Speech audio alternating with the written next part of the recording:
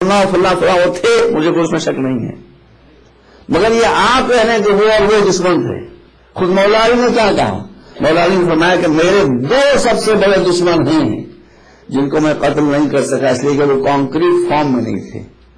جب لوگوں نے پوچھا کہ وہ دو دشمن کون ہے تو آپ نے فرمایا کہ ایک غربت پاورٹی، دوسرے جہالت الٹریسی۔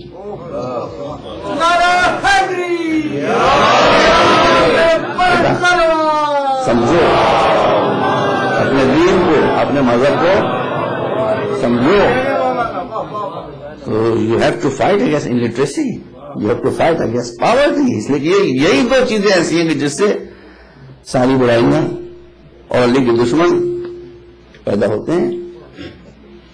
اب اس کے بعد اگر اسلام جنگ کی اجازت بھی دیتا ہے، وارفیئر کی اجازت بھی دیتا ہے، میں مزید پوری نہیں پڑھ سکتا، بہت لمبا موضوع ہے، اس لیے آپ کو بس ایک بات بتا دیتا ہوں سمیٹ کر، اب یہ بات جہاں تک پھیلے گی سمیٹ کر بتا دیتا ہوں۔ اسلام اگر وارفیئر کی پرمیشن بھی دیتا ہے تو ایک شرط کے ساتھ کہ تم جنگ اس اسٹائل میں لڑو گے یہ انسان قتل ہوگی تو انسانیت قتل نہ ہوگی۔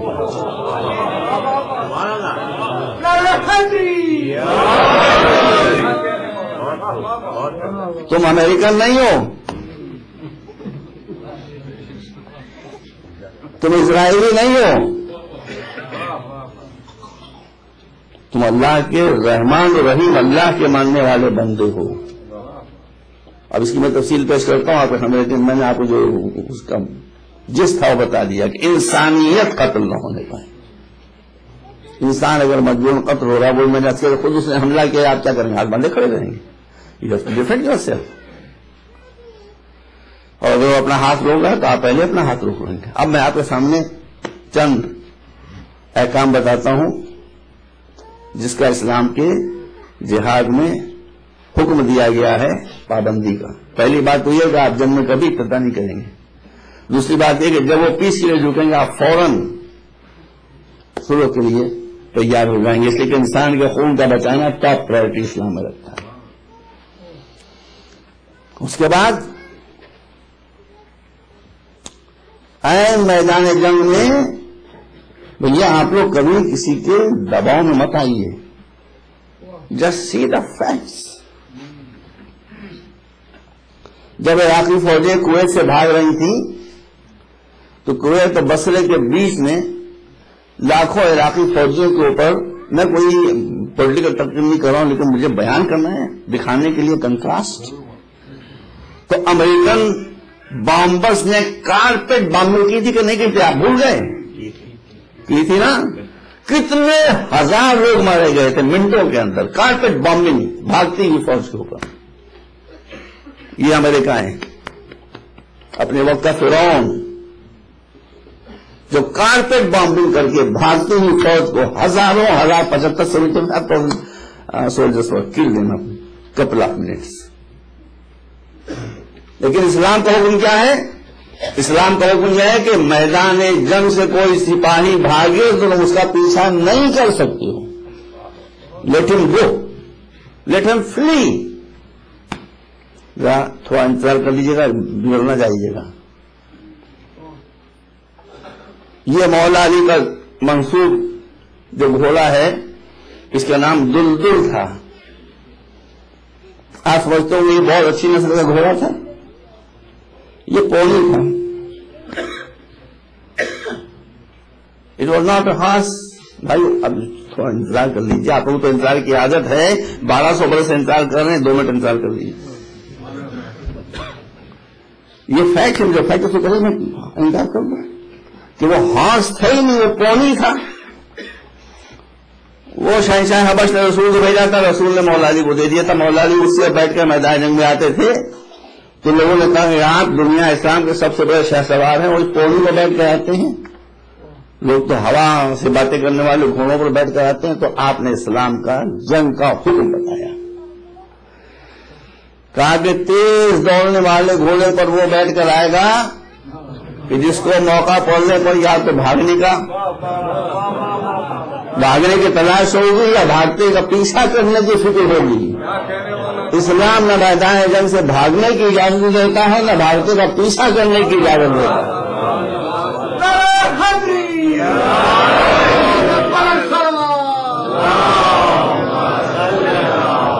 میدان جنگ تک آنا ہے، وار فیلڈ تک آنا ہے، یہ مجھے پہنچا دیتا ہے۔ میرے کنسپشن ہے کہ میدان سے بھاگوں تو خیر کچھ ضروری پیدا نہیں ہوگا، اور اس کا بھی کوئی تصور نہیں ہے کہ بھاگتے کا پیچھا کروں گا۔ اور یہ بات آپ یاد رکھیے، بس میں نام نہیں لوں گا، کہ جو بھاگتے کا پیچھا کرتا ہے وہی موقع پر بھاگتا بھی ہے۔ اب یاد کر لیجیے گا، میں تفصیل جانے کا موقع نہیں ہے۔ جنگ خندق میں عمرو ابن عبد وقت کا ساتھ پیچھے پیچھے دو آدمی اور بھی آگے جونیئر قسم کے، تو سب بڑا سینئر تھا۔ تو جب یہ قتل ہو گیا تو وہ دو بھاگے، جب وہ دو بھاگے تو کچھ طویل القامت لوگوں نے ان کا پیچھا کیا، ٹال فگرس نے ان کا پیچھا کیا، وہ اور بھاگے ڈر کے۔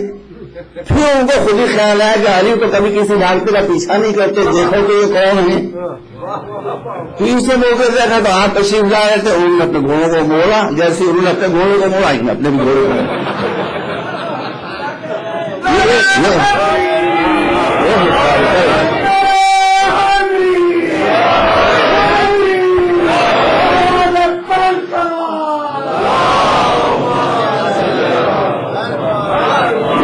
پڑھیے ہسٹری کو۔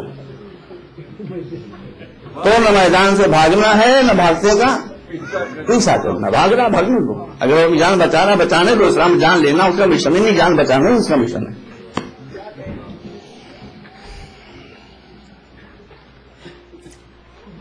امریکہ میں امریکہ کو دوسرے کو مسائل سامنے نہیں آتے، کیا کوئی مسائل سامنے کوئی دشمن تھوڑی نہیں۔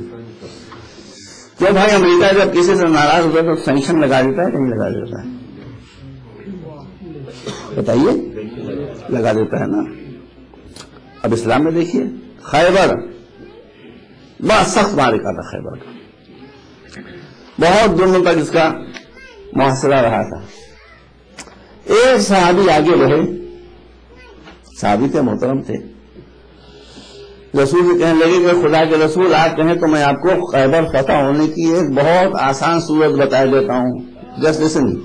صاحب جسٹ لسن۔ کہا وہ کیا صورت ہے؟ کہا کہ مجھے معلوم ہے کہ اس قلعے کے اندر پانی کی سپلائی لائن کہاں کے اوپر ہے، آپ مجھے اجازت دیجیے میں اسے بند کیے دیتا ہوں۔ مجھے معلوم ہے کسی کو نہیں معلوم ہے، پانی بند ہو جائے گا، چند دن میں سرنڈر کر دیں گے۔ کیا فرمایا رسول نے؟ رسول نے فرمایا جنگ فتح ہو یا فتح نہ ہو مگر کسی انسان پر پانی بند نہیں کیا جا سکتا۔ اپنے مذہب کو پہچانیے، یہ آپ کا دین ہے، آپ کا مذہب ہے، آپ کا ریلیجن ہے۔ پانی بند کرنے کی ہم اجازت نہیں دیتے تھے، نہیں ہوتا نہ ہو فتح، نو پرابلم، لیکن ہم انسانوں کو پیاسا نہیں رکھ سکتے۔ اسلام میں کسی بھی حالت میں عورت کے اوپر تلوار کا وار جنگ میں نہیں کیا جا سکتا۔ امریکن بامبر جب بامبنگ کرتے ہیں تو کیا عورتیں نہیں مرتی؟ بے خطا عورتیں۔ بیٹا کمپیریزن کرو، اچھی باتیں نہیں ہیں لیکن اپنی آنکھوں کو کھلا رکھو۔ جنگ احد ہو رہی ہے، بڑی سخت جنگ تھی یہ، اس کی تفصیلات میں جانے کا موقع نہیں ہے۔ میدان صاف ہو چکا تھا اپنی غلطی کی وجہ سے، وہ سب بیان کرنے کا موقع نہیں۔ چند آدمی 10-12 آدمی رہ گئے مشکل سے، اسی میں حضرت ابو دجان انصاری بھی تھے۔ دیکھیں ہم کو صحابہ سے کوئی عذابت تو نہیں ہے نا، اگر کسی نے کارنامہ دکھایا ہے تو ہم اس کا ذکر کر رہے ہیں، ابھی کوئی دکھایا بھی تو کارنامہ تو ہم ذکر کریں، دکھایا تو ہم کو پیجز تھوڑی ہے، ہم ذکر کر رہے ہیں اس کا۔ حضرت ابو دجان انصاری صحابی رسول بڑی بہادری سے لڑ رہے تھے، اتنا لڑے کہ تلواری ٹوٹ گئی۔ اب رسول کے پاس آ کہ اللہ خدا کے رسول کیا کروں، تلواری ٹوٹ گئی، اب کیسے لڑوں؟ سنیے گا. جب رسول سے کہا کہ تلواری ٹوٹ گئی کیسے لے لوں، رسول نے کہا کہ دیکھو نیچے کیا پڑا ہوا ہے، کچھ پڑا ہوا ہے. دیکھا تو وہ ایک ڈیٹ ٹری کی ٹوٹی ہوئی برانچ پڑی ہوئی تھی، کھجور کے درخت کی شاخ سوکھی پڑی تھی. کہ یہ سوکھی ہوئی شاخ پڑی ہے، سرکار کا اٹھاؤ اس کو. اب وہ حیرت میں کہ میدان جنگ مجھے تلوار چاہیے، وہ یہ سوکھی ہوئی شاخ اٹھا رہے ہیں اس سے، لیکن اتاش سے ہاتھ تھے، اٹھا کے فوراً دے دی.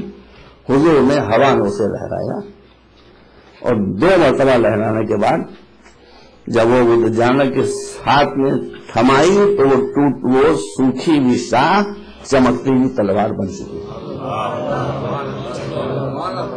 یہ رسول کا معجزہ تھا. کہا لو جاؤ جنگ کرو. حملہ کیا، بڑے بہادر آدمی ہے.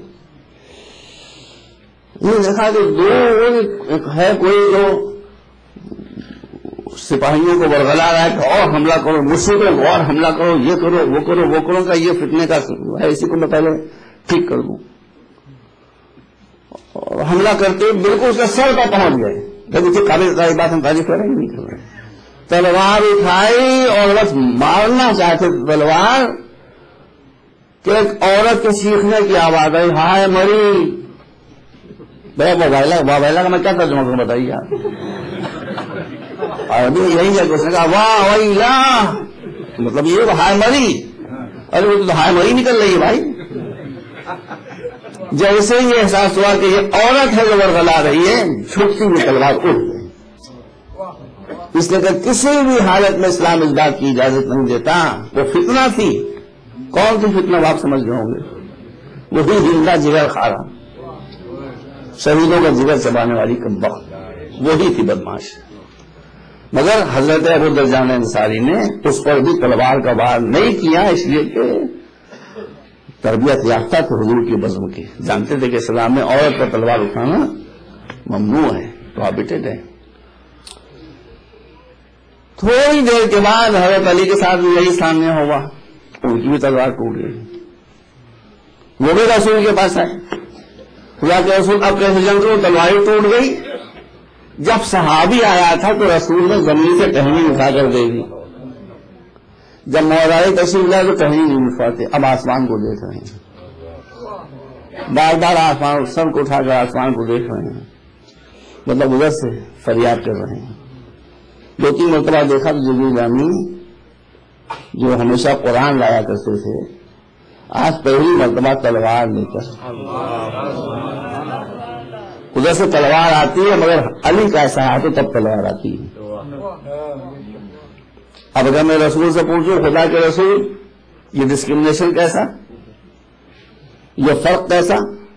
صحابی کو آتے زمین سے اٹھا کے ٹہنی دے دی تلوار بنا کر، اور علی کے لیے وہاں کا انتظار کر رہے ہیں، تو شاید رسول کا جواب ہوگا کہ ابو دجانہ میرا سپاہی تھا، جو میرا سپاہی تھا اس کو تلوار دینا میرا کام ہے، جو اللہ کا سپاہی کو تلوار دینا اس کا کام ہے. تلوار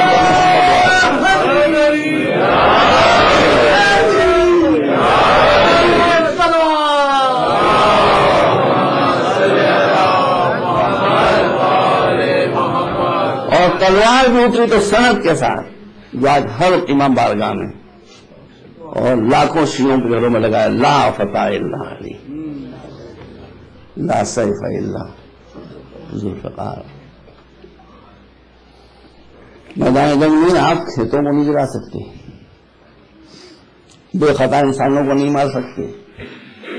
جو لوگ اپنے اپنے پوجا استھلوں میں بیٹھے ہوئے پلیسز آف ورشپ میں، ان کے اوپر آپ ہاتھ نہیں اٹھا سکتے.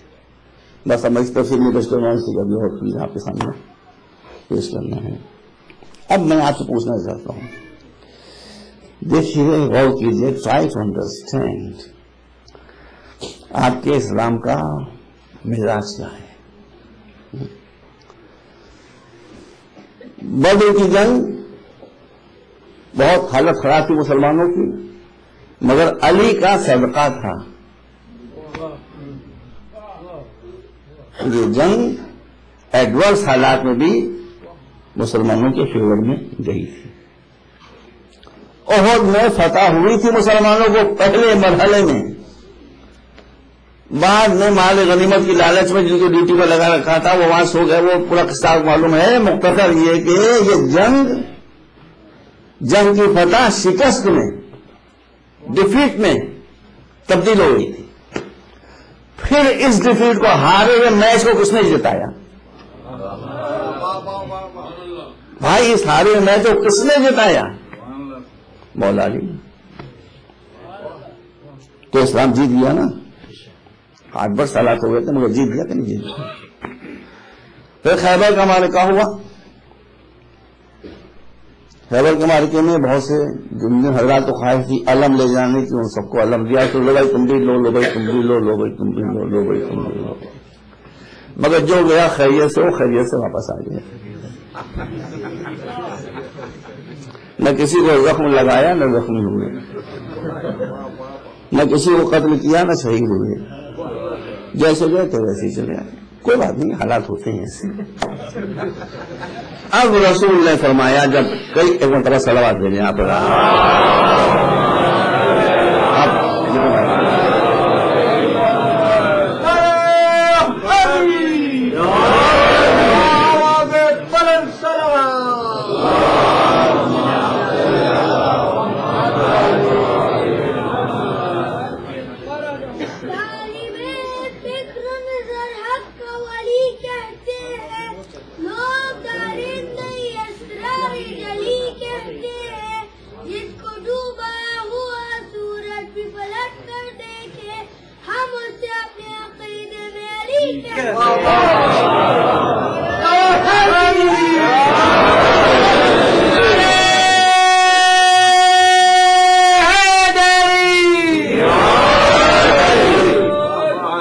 اب رسول نے جب یہ کئی روز بھگدڑ ہو چکی اور ہم جیسا گیا تھا خیریت سے واپس آ چکا تو رسول نے فرمایا، واقعہ مجھے تفصیل سے نہیں پیش کرنا، جسٹ پاسنگ ریمارک.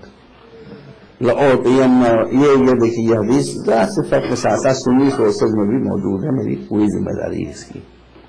لأعطين الراية غدا رجلا كذابا غير فرار يحب الله ورسوله ويحبه الله ورسوله. بس ہمیں سن لیجیے گا بھائی صاحب، لیکن جلدی سلوات پڑھ دیجیے گا. خطرناک مرحلہ ہے، خطرناک مرحلہ ہے. پہلے بات سمجھیے گا. کہا کل میں علم اس کو دوں گا، مرد ہے، بھاگتا نہیں ہے، بھاگتا نہیں ہے،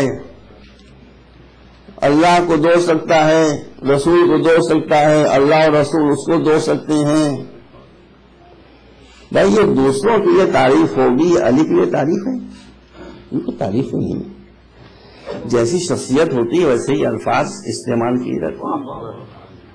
اب علی کو مرد کہنا یہ تو کچھ جستی بات نہیں ہے. علی تو وہ شخصیت ہے کہ کوئی نامرد ان کا نام لے تو مرد ہو جائے.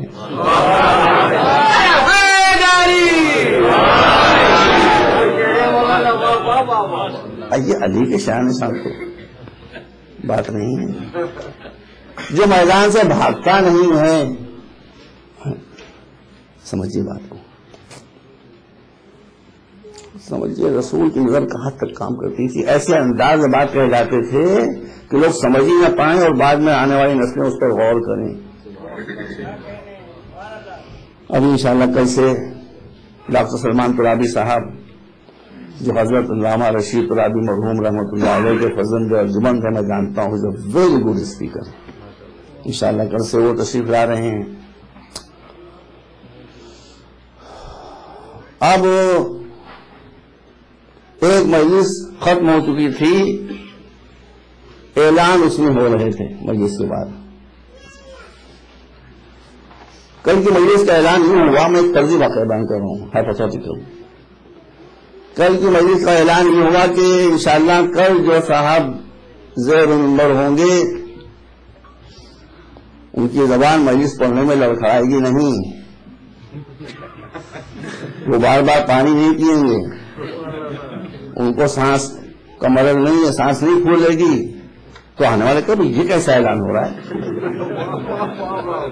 غور کریے گا. وہ کہے گا نا کہ یہ کیسا اعلان ہو رہا ہے، یہ کوئی اعلان ہے. تو چپکے سے کوئی صاحب بتائیں گے کہ آج یہ سانحہ ہو چکا تھا کہ جو صاحب مجلس پڑھنے کے لیے بیٹھے تھے ان کو اتنی کھانسی آ رہی تھی ان کی اتنی سانس پھول رہی تھی، اتنی زبان ان کی لڑکھڑا رہی تھی، اتنا بار بار پانی پی رہے تھے کہ مجلس خراب ہو گئی. اس لیے اب یہ بتایا جا رہا ہے کل جو آئیں گے، جو صاحب آنے والے ہیں، وہ دا پرفیکٹ اوریٹر. سمجھ گئے آپ؟ تو اب یہ جو کہا جا رہا ہے کل جو آنے والا ہے، کل جو علم لے کے جائے گا وہ مرد ہوگا.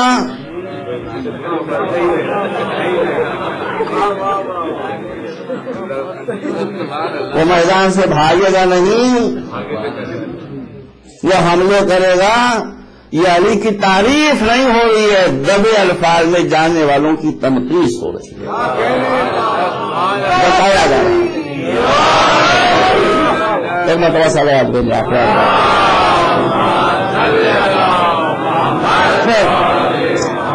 جو بھی صحیح. خیبر میں الٹیمیٹلی وکٹری کس کو ملی؟ اسلام کو. میرا غرق ہو گیا تھا، پھر دوسرے بیڑے کو کس نے ابھارا؟ فتح کس کو ملی؟ اسلام کو. خندق میں کیا ہوا آپ کو معلوم ہے، وار آف فرینچ نے بہت خطرناک جگہ. یہ کوئی جنگ ایسی نہیں ہے بھائی جس کے نام پر قرآن میں کوئی سورہ اترا ہو.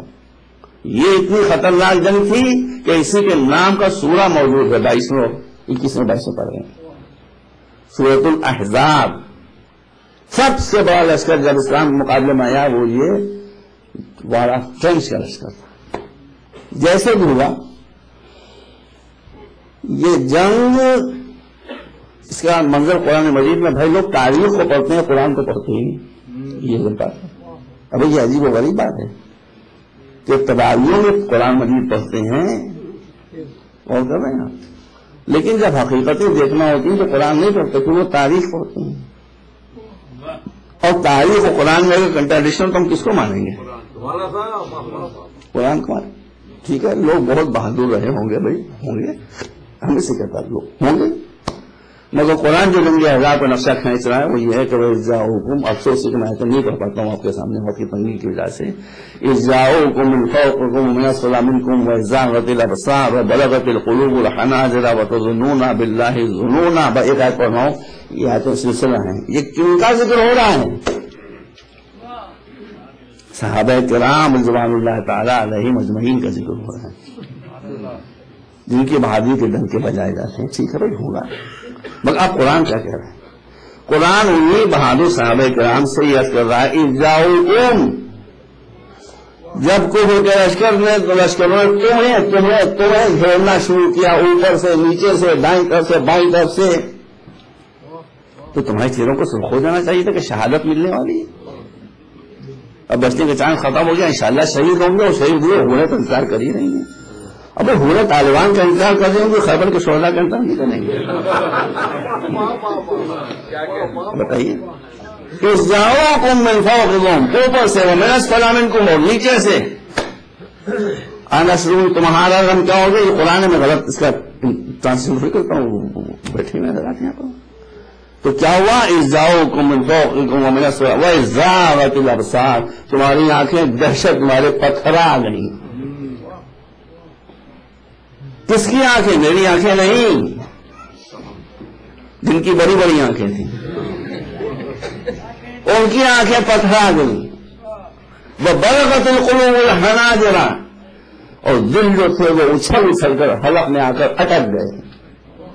چلو بھائی یہ تو فطری ریئیکشن تھا، نیچرل تھا. وتظنون باللہ الظنون، اور تم لوگوں نے ایمان جو تمہارا گیا اللہ کے بارے میں نہ معلوم کیسی کیسی بدگمانیاں شروع کر دی تھی. اور بہت تعریف و توصیف میں کیا اسے بیان کروں، وقت نہیں ہے. تو یہ عالم ہو گیا تھا مسلمانوں کا. پھر اس جنگ کو کس نے جیتا؟ کل کو نکل کر آ گیا تھا ان کی شکل میں، اس کو کس نے ڈیفیٹ کی؟ وہی دیکھیے جو بات میں نے کہی تھی کہ انسان کٹے مگر انسانیت نہ کٹے. خدا کی قسم وقت نہیں کیا کروں، انسان کٹے مگر انسان. آپ دیکھنے کل کو برا ہے، اس نے مولا کے ساتھ گستاخی کی ہے، لعاب دان چہرے کی طرف پھینکا تھوکا ہے تاکہ بچے سمجھ لیں، مگر مولا اس کے جواب میں کیا کرتے ہیں؟ اب وہ قتل ہونے میں اس کو مجبوری بات، وہ خود ہی آئے حملہ کرنے کے لیے، مگر اس کی ٹانگ کٹ کے دور جا گری تھی.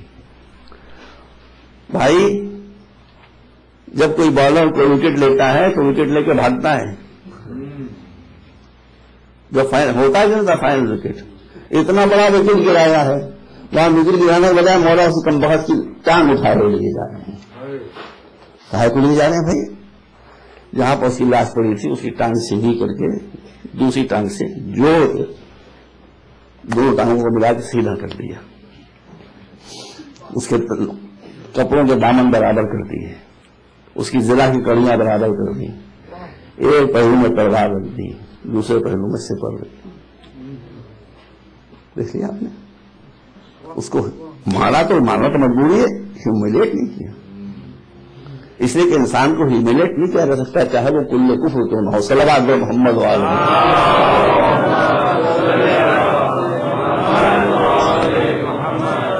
وقت نہیں ہے.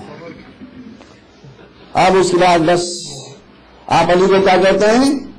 فاتح بدر و حنین. کہ بھائی آپ دو جنگوں کا نام کیوں دیتے ہیں؟ خیبر علی نے پتہ نہیں کیا ہے, خندق نہیں. تو آپ صحیح کہتے ہیں.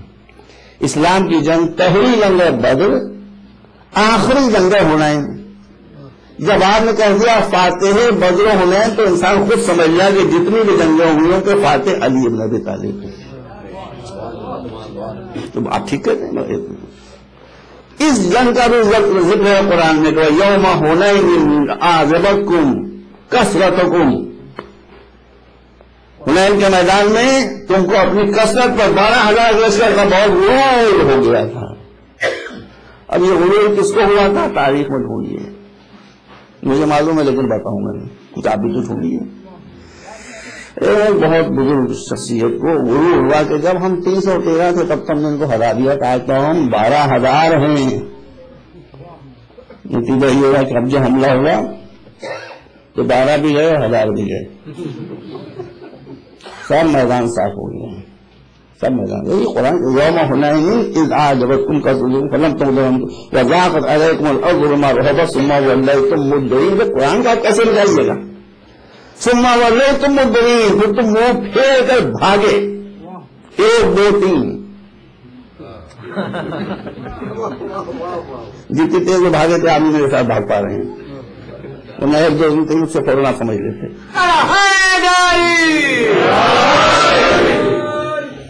بہرحال یہ بھاگنا مسیح, مگر اس دن کو کس نے فتح کیا؟ اس دن کا سردار تھا ابو جہل. وقوع عالم چلنا تھا. یاد ہے نا آپ کو عالم چلنا؟ بھائی بتائیے.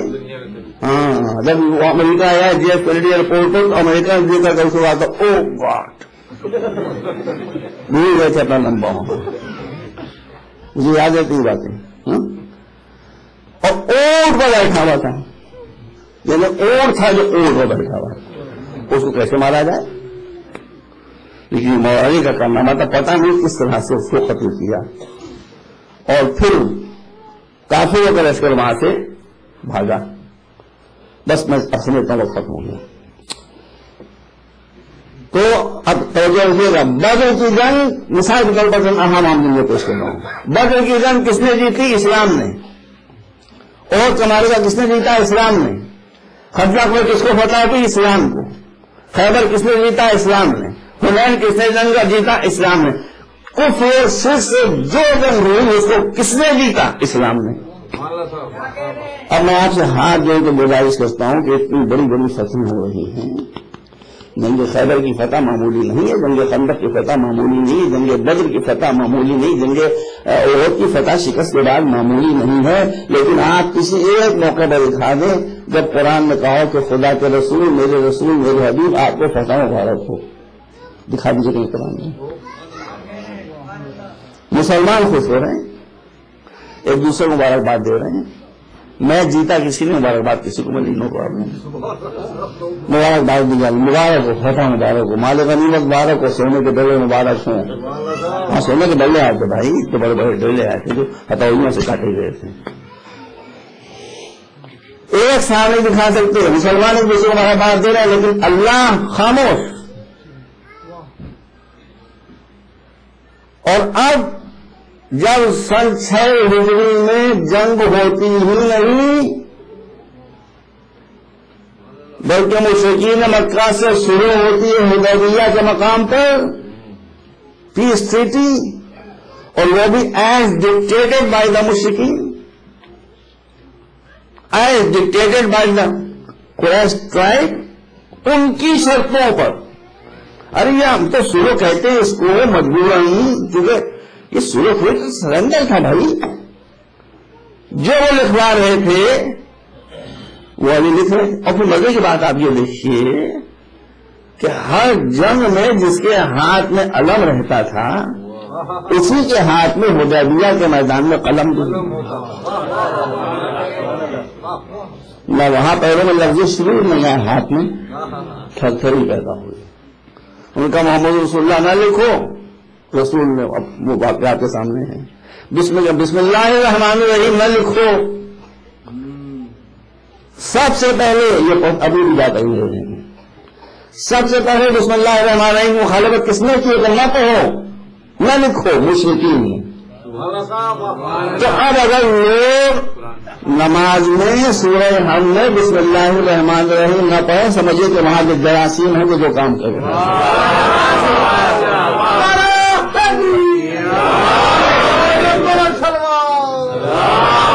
ہمارا آدمی کہہ رہا آپ واپس کریں گے، آپ رات کہہ رہے ہم واپس نہیں کریں گے، ابھی آپ پڑھ جائیے اگلے سال آئیے، یہ ہر شخص کو آپ بتا دیجیے انہیں کی ڈیٹیل کی تھی کہ نہیں، اس کو سرنڈر رسول کہتے ہیں کہ قبول کو جب ان کی لکھوائی شرطوں پر کنڈیشنز پر سلو ہو گئی، پیس ہو گئی، سو کال پیس، صحابہ بہت غصے میں تھے۔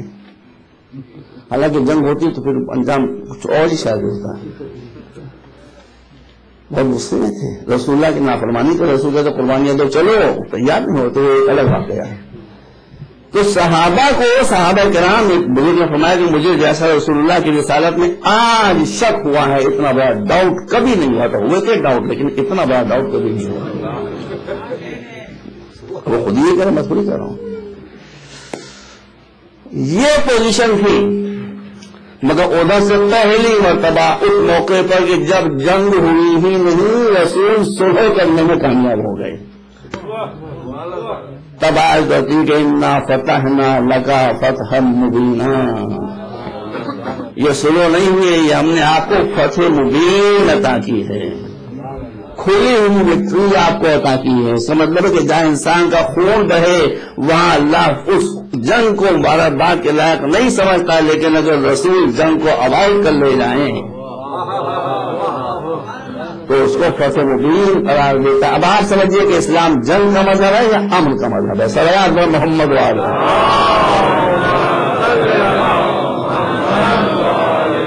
بس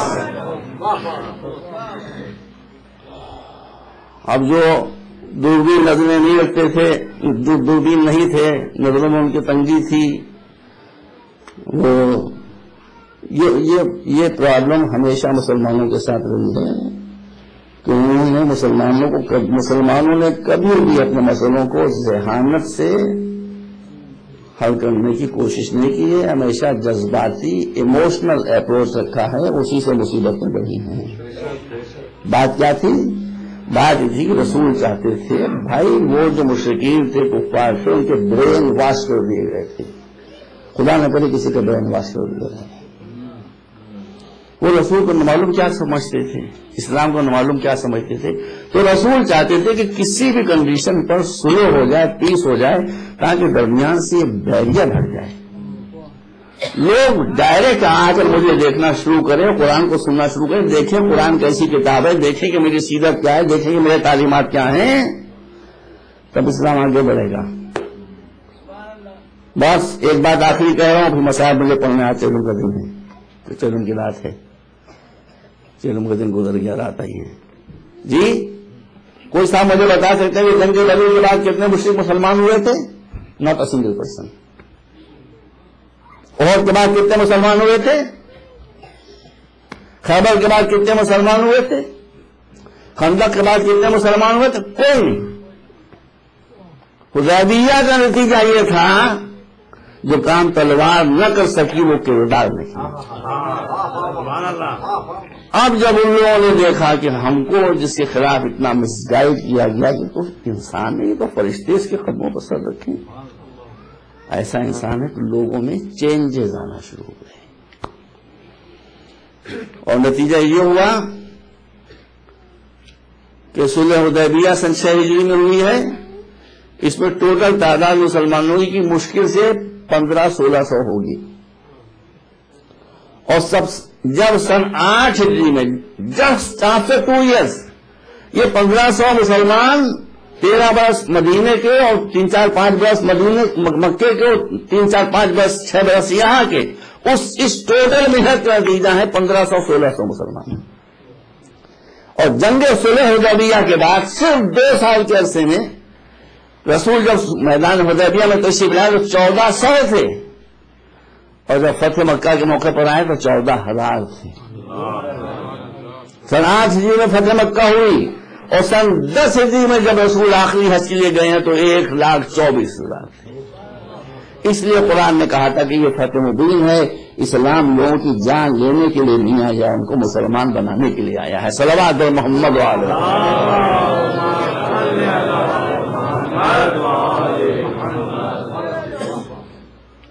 اور پھر فتح مکہ کے موقع پر جب اسلامی لشکر مکے میں داخل ہو رہا تھا تو حضرت قیس بن عبادہ کے ہاتھ میں اسلام کا پرچم پھر علی رسول نے مصلحتاً دے دیا تھا. ابھی صحابی تھے، انصاری تھے، بزرگ تھے، ان کو کوئی پرابلم ہی نہیں ہوئی تھی. پرابلم تو مہاجرین کو ہوئی تھی جو مکے سے نکل کر آئے تھے، یا رسول کو ہوئی تھی یا علی کو ہوئی تھی. مگر یہ جب مکے میں داخل ہوئے تو جوش فتح میں کہنا شروع کیا کہ الیوم یوم الملحمہ، آج بدلے کا دن ہے. آج ملحمہ کہتے ہیں گوشت کی بوٹیاں اڑا دینا، آج بوٹیاں اڑا دینے کا دن ہے. لوگوں نے کہا حضور وہ تو یہ کہتے رہے جا رہے ہیں. کہا لے لو علم ان کے ہاتھ سے. لے لیا علم، کس کو دو علی کو. اس کا مطلب ہے کہ جو جنگ کا فاتح ہے وہی فتح کا بھی فاتح ہے. اب یہ علی کی ذہانت کی خدا کی قسم کہ جب علم علی کے ہاتھ میں آیا تو علی نے اس سلوگن میں صرف ایک الفابیٹ چینج کر دیا، صرف سنگل الفابیٹ. وہ کہہ رہے تھے الیوم یوم الملحمہ، علی نے کہنا شروع کیا الیوم یوم المرحمہ. یہ کوئی ڈکٹیٹر نہیں آ رہا ہے، یہ ہٹلر نہیں آ رہا ہے، یہ کوئی کانکرر نہیں آ رہا ہے، یہ کوئی فاتح نہیں آ رہا ہے، یہ رحمت للعالمین آ رہے ہیں. آج رحمتوں کی بارش ہوگی، بدلہ کچھ نہیں لے رہے. ہمارے مکانات جو تمہارے قبضے میں وہ بھی ہم واپس نہیں لیں گے، اس لیے کہ ہم جو شے اللہ کی راہ میں دے دیتے پھر واپس نہیں دیتے، وہ بھی واپس نہیں رہتے. رسول اب دیکھیے آپ بھیا اپنے رسول کو پہچانو. رسول مکے میں ایک فاتح کی حیثیت سے آئے، ایک کانکرر کی حیثیت سے آئے، مگر رسول کو زمین کے فتح کرنے کی فکر نہیں ہے، دل جیتنے کی فکر ہے. دل جیتنے کی فکر ہے.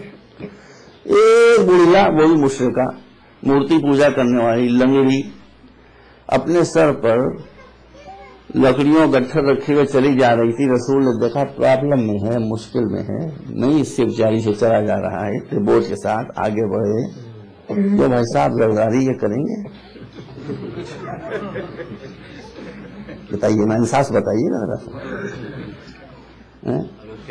کنگ عبداللہ یہ کریں گے؟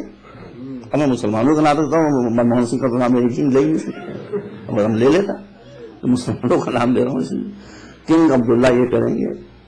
وہ دوسرے عبداللہ جو جادہ میں بیٹھے ہوئے ہیں وہ یہ کریں گے؟ رسول سے بڑا ہے کوئی؟ آپ سنیے، فتح کے وقت آدمی کی سائیکالوجی چینج ہو جاتی ہے بھائی، سائیکالوجی. دیکھا ہے گویا لنگڑی گٹھا اٹھائے میں چلی جا رہی، چلا نہیں جا رہا ہے. کہا کہ تم کہو تو میں تمہارا بوجھ تمہارے گھر تک پہنچا دوں. تو یاد ہو گئی وہ یہ صاحب معراج.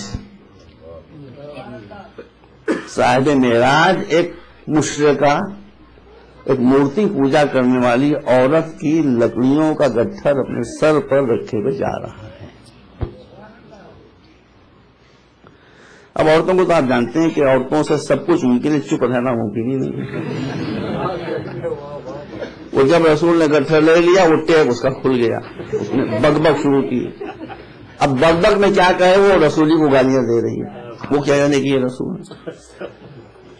کہ ایک تم اتنے شریف انسان ہے، ایک محمد ہے، ان کے بارے میں مجھ سے بتاؤ خونی ہیں اور یہ، اور رسول چپ چلے جا رہے ہیں اس کے پیچھے۔ اس کے گھر تک پہنچ گیا، شکریہ ادا کیا، کہا لاؤ دے دو، کہا نہیں گھر کے اندر جہاں یہ رکھا جاتا ہے گٹھر وہاں میں رکھ دوں۔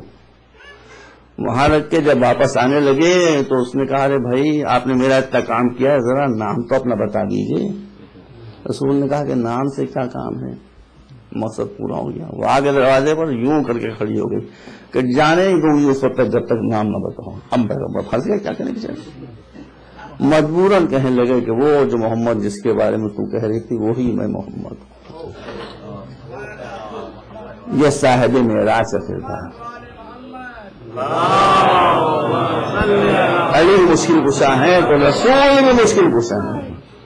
بس یہ چیز جہاں کو دکھائی دے سمجھیے کہ وہاں اسلام ہے، جہاں تاج و تخت دکھائی دے وہ سمجھیے کہ سب کچھ ہو سکتا ہے، اسلام سے اس کا کوئی تعلق نہیں ہوتا۔ اسی لیے یہ مجلسیں کرنا ضروری ہے کہ آپ کے سامنے اسلام کی صحیح پکچر آئے۔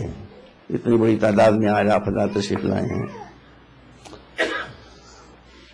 یہ ٹھنڈک، کل کتنا اسنو فال ہوا تھا وہی میں دیکھ رہا تھا، اس میں بھی حضرات تشریف لائے تھے۔ انشاءاللہ مولا آپ کی شفاعت کریں گے۔ آج حسین کا چہلم تھا، مجھے نہیں پتا کہ کربلا مولا میں کتنا مجمع تھا، کل خبر آئے گی۔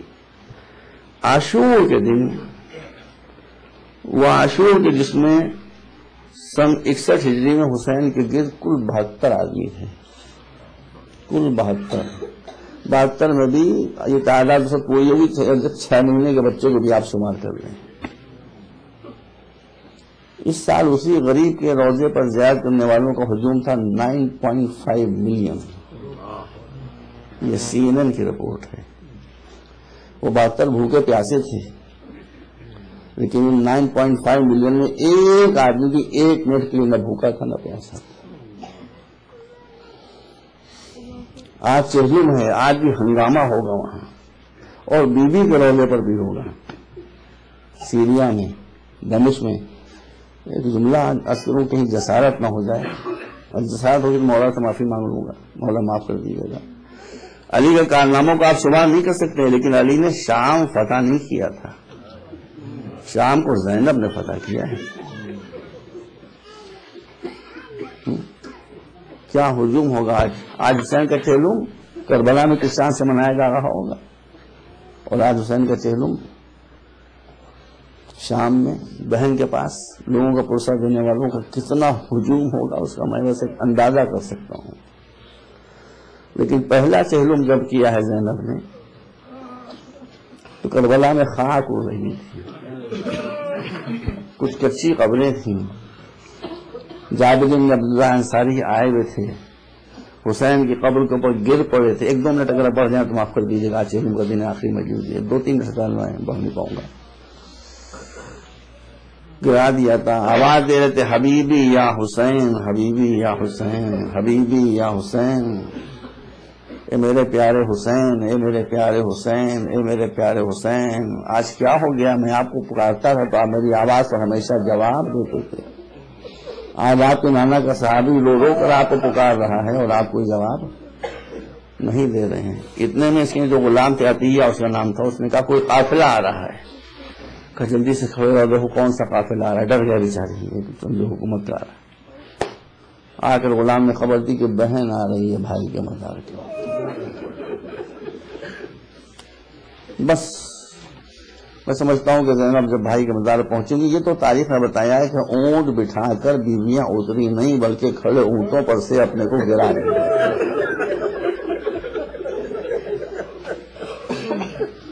تصور کیجیے، یہ سب تصور کرنے والی باتیں ہیں۔ لیلا کی نظروں نے علی اکبر کی قبر دیکھی،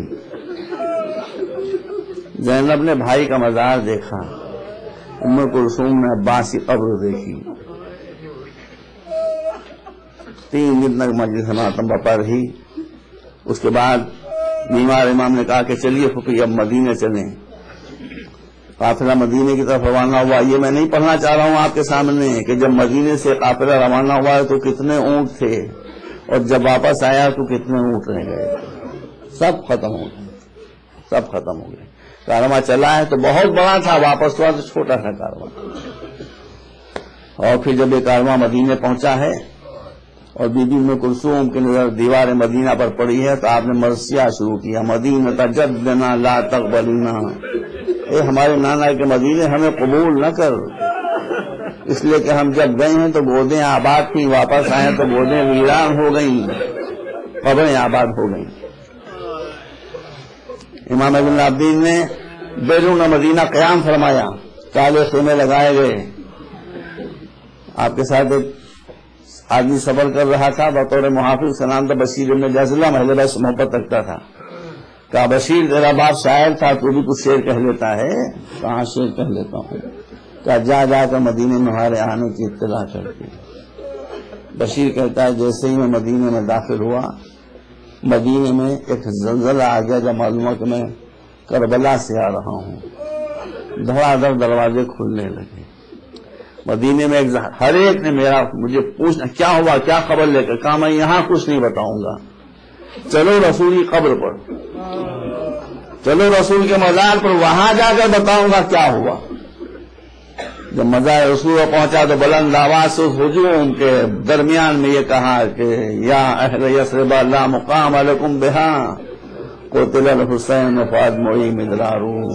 اے یثرب کے رہنے والوں, اب مدینہ رہنے کے لائق نہیں رہ گیا, اس لیے جو سید و سردار مدینہ تھا وہ کربلا میں شہید کر دیا گیا, اور اس کے غم میں میرے آنکھوں سے آنسو جاری ہیں. کہتا بس میرا یہ کہنا تھا کہ مدینے میں ایک زلزلہ آ گیا, ایک ہنگامہ ہو گیا, بوڑھے بچے عورتیں مرد نکل نکل کر میری طرف دوڑنے لگے, واقعات پوچھنے لگے. میں نے کہا میں کچھ نہیں بتاؤں گا. امام ابن العابدین بیرون مدینہ تشریف فرمائے, جاؤ وہاں جاؤ. حضرت محمد ابن حنفیہ کو بھی خبر ہوئی جو امام کے چچا, بس توجہ فرمائیے گا, کہا مجھے بھی لوگ میرے بھتیجے کے پاس بیمار تھے, گھوڑے پر سوار نہ ہوا جاتا تھا, سوار ہوئے, دو غلاموں نے ساتھ دیا. دور سے سیاہ پرچم دکھائی دیے, دور سے کالے خیمے دکھائی دیے. سنیے سمجھیے توجہ فرمائیے. جو خیمہ سب کے آگے تھا اس کے آگے امام ابن العابدین کرسی پر سر جھکائے بیٹھے ہوئے تھے, ہاتھ میں سیاہ رومال تھا. امام ابن العابدین کی عمر کیا تھی؟ 22 سال. مگر مصیبتوں نے شریف ایسے بنا دی تھی کہ جب چچا بھتیجے کے پاس آیا ہے تو بھتیجے کو پہچان نہ پایا, بھتیجے کو پہچان نہ پایا. آپ دیکھیں گے محمد بن حنفیہ کہتے کیا کہتے ہیں, اینا زین العابدین علی ابن حسین یا شیخ. شیخ عربی زبان میں کسی کہتے ہیں بوڑھے انسان کو.